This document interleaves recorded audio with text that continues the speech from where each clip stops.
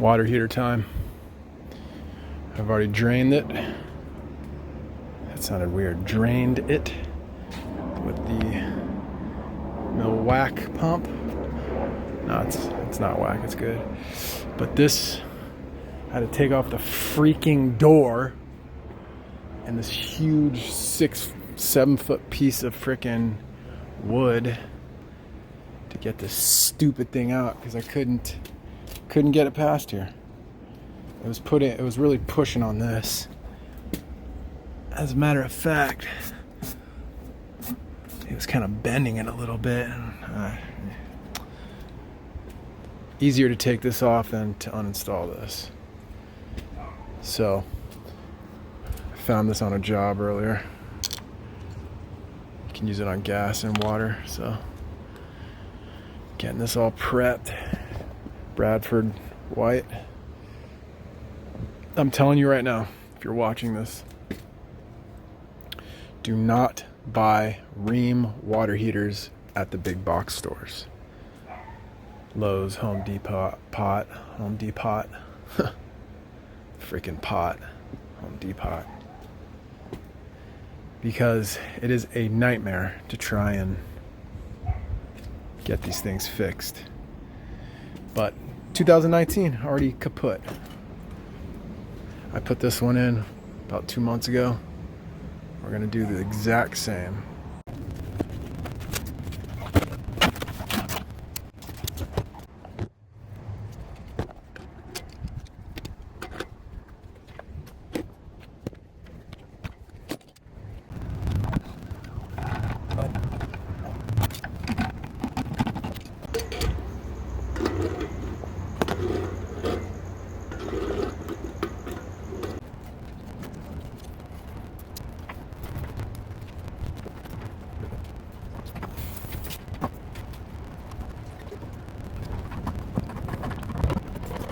So for the longest time, I've been using the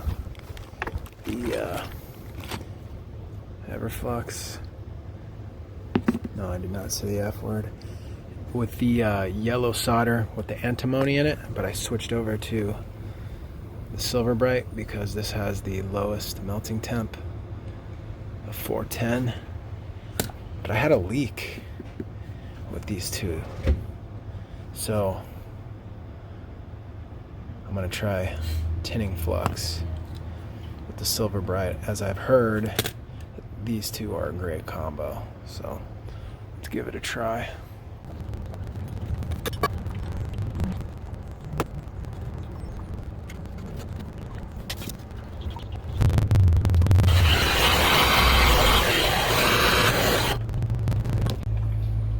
Be honest with you, I think this and the Silver Bright are made for each other. I mean, that took perfectly. And you could see it starting to tin as I was heating it up. I don't know if you could see it on camera, but I certainly could. That's actually a really good... Dude, I might have found my forever flux. Seriously, I mean, look at that.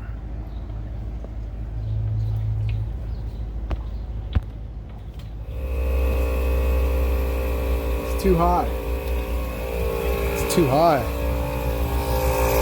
I keep bugging them about replacing the PRV, but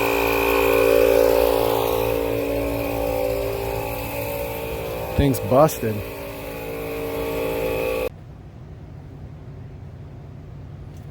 Had to put a little crook grind in it because this was in the way, that was in the way, so I just had to. You can do that.